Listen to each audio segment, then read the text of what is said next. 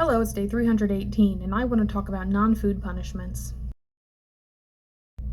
A couple months ago, I made a video about how when I was a little kid, the adults in my life would reward me with food anytime I did what I was supposed to do.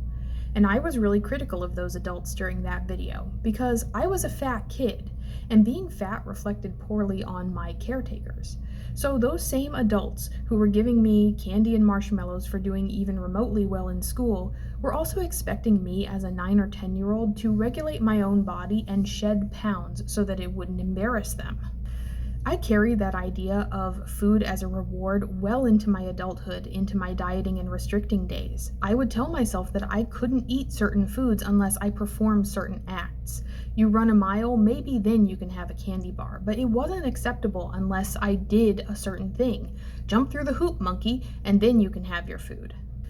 Since I've started unpacking that behavior with intuitive eating, I've also noticed that I've been using food as punishment an awful lot in my adult life as well. I would make myself eat beans. I would make myself eat greens and vegetables because that's what you had to do. You had to suffer in order to be beautiful. Even with intuitive eating, I still notice a little bit of that worrying behavior creeping through every now and then. When I get hungry now, I ask myself, hey, what do you want to eat? And if the answer is something sugary or fatty, I'll go through that again and be like, hey, are you sure you want that? Don't you want protein? Protein will keep you fuller longer. If what I end up craving is protein, I don't go through that whole process. I don't go through it over and over again trying to talk myself out of what I really want. And while I do think I'm getting better about intuitive eating, I do still resist certain foods even when my body asks for them.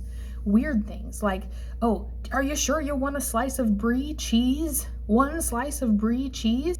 I even have strange intrusive thoughts about it, like, oh my gosh, that's probably over 100 calories, that little cube of cheese. It's like, listen, brain, shut up for a little bit, because I know that's not really me.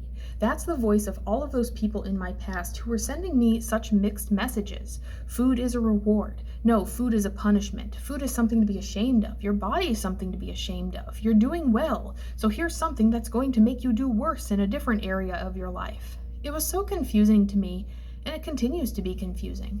But I guess what I'm learning is that food really has to be a neutral thing. And good Lord, if you're raising kids right now and you're watching this video, if you're even remotely involved in a child's life, do not use food as a punishment. Do not use food as a reward. Just let food be what it is. Food is not a consequence. Food is not something. Food is just food. And just let food be food.